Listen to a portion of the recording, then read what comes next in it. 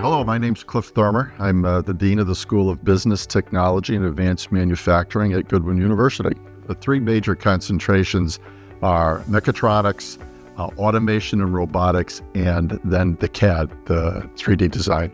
Hello, I'm Reza Sharifi. I'm Associate Professor in Robotics and Automation. Most of the classes are designed in a kind of hands-on class. So most of the time, students will work with the components, equipment, design, measurement, and integration.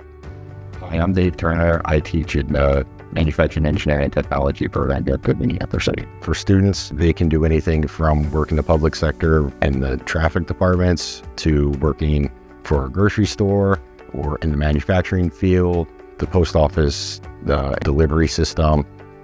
As automation and robotics grows into more and more areas of our everyday life, the field's just going to expand more and more.